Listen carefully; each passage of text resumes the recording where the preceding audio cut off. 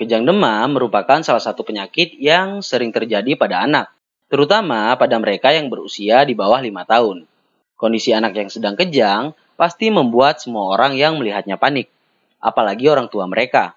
Bahkan, dalam kepanikannya, banyak penanganan yang sebenarnya salah malah diberikan kepada si anak yang sedang kejang. Nah, karena itulah pada video kali ini, kita akan membahas tentang kejang demam melalui beberapa poin dan pertanyaan yang paling sering ditanyakan. Mulai dari pengertian kejang demam, penyebab kejang demam, gejala kejang demam, dan apa yang harus dilakukan saat anak kejang demam. Sampai pengaruh kejang demam kepada masa depannya dan apakah kejang demam ini bisa sembuh. Tonton terus videonya sampai habis.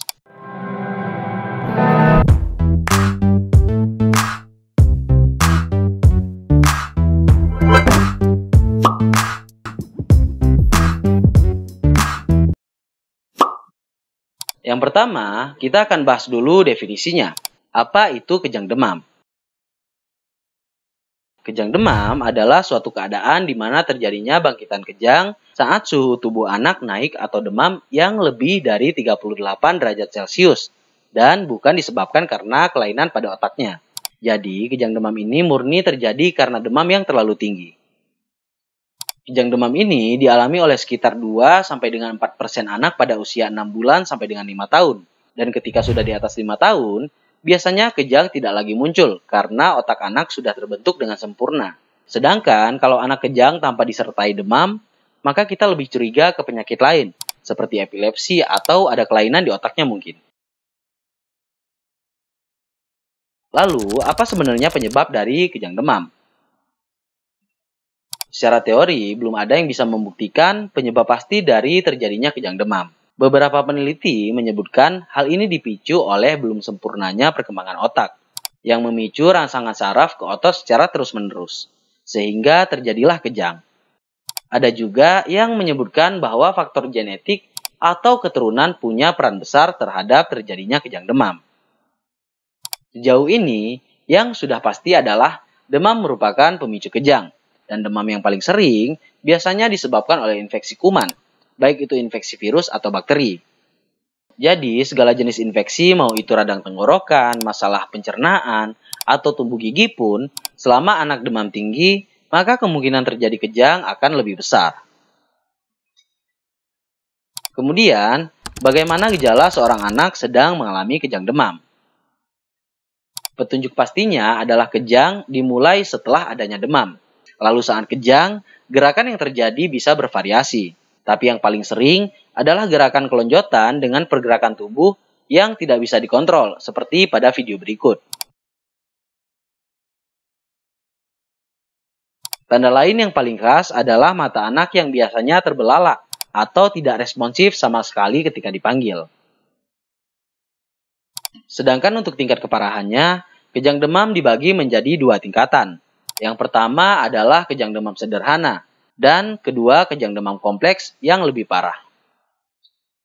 Pada kejang demam sederhana atau kejang demam ringan, kejang akan berlangsung kurang dari 15 menit. Lalu kejangnya terjadi di seluruh tubuh dengan gerakan kelonjotan. Dan kejang hanya terjadi 1 kali dalam durasi 24 jam atau sehari.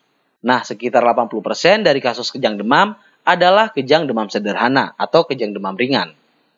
Sedangkan pada kejang demam kompleks atau kejang demam yang lebih parah, kejang akan berlangsung lebih dari 15 menit. Dan kejang hanya muncul pada area tertentu tubuh, misalnya cuma terjadi pada tangan atau kakinya saja. Atau kejang awalnya berlangsung di seluruh tubuh, tapi lama-kelamaan hanya satu sisi tubuh yang terlihat kejang. Dan kejadian kejang itu terjadi lebih dari 1 kali dalam 24 jam. Hal ini bisa menyebabkan anak tidak sadar dalam waktu lama. Sehingga kejang demam kompleks ini dianggap lebih parah daripada kejang demam sederhana. Ketika kejang terjadi terlalu lama, maka bisa jadi sel-sel saraf dan otak anak bisa rusak. Sehingga ada kemungkinan terjadi kecacatan yang terbawa sampai mereka dewasa. Setelah terjadi kejang, pasti akan muncul pertanyaan, apakah semua anak yang mengalami kejang demam akan terpengaruh kesehatannya? Jawabannya adalah, umumnya, kejang demam memiliki kemungkinan sembuh dan sehat seperti biasa tanpa ada catatan yang ditinggalkan. Dan kebanyakan juga, kejang demam ini akan hilang sendiri setelah anak berusia lebih dari 5 tahun. Tapi, anak yang sudah pernah mengalami kejang memiliki kemungkinan lebih tinggi kejang akan kembali kambuh saat demamnya tinggi. Oleh karena itu, orang tua harus siap siaga ketika anak kejang.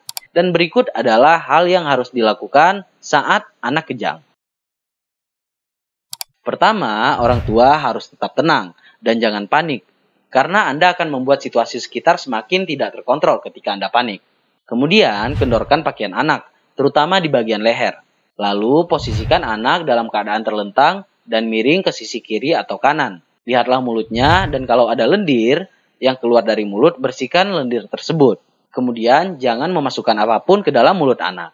Lalu, perhatikan bagian tubuh anak yang bergerak ketika kejang, dan ukur suhu tubuhnya dengan alat termometer pengukur suhu yang bisa dibeli secara bebas. Apabila anak sudah pernah kejang sebelumnya, biasa dokter akan menganjurkan orang tua untuk menyetok obat anti kejang yang bisa dimasukkan dari dubur anak kalau kejang kembali. Dan ketika kejang, masukkanlah obat itu sekali saja.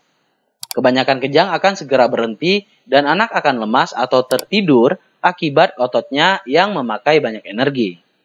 Tapi kalau setelah obat diberikan kejang masih terus berlangsung sampai 5 menit, segeralah bawa anak ke fasilitas kesehatan terdekat. Biasanya, ketika obat dari dubur tidak mempan, maka dokter akan melakukan penyuntikan obat ke pembuluh darah si anak secara langsung. Kemudian dilihat perkembangannya.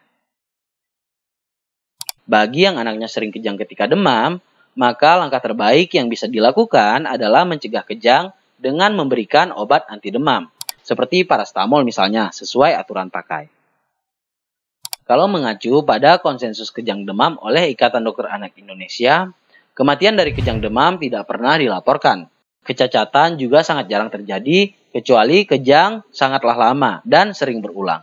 Karena itu, penting bagi orang tua untuk tidak panik ketika anak sedang kejang atau sudah mengalami kejang demam. Nah, teman-teman, itulah video kita kali ini tentang kejang demam pada anak. Semoga kontennya bisa bermanfaat dan menambah wawasan kita semua. Kalau ada yang punya pertanyaan seputar kejang demam, silahkan ditanyakan di kolom komentar.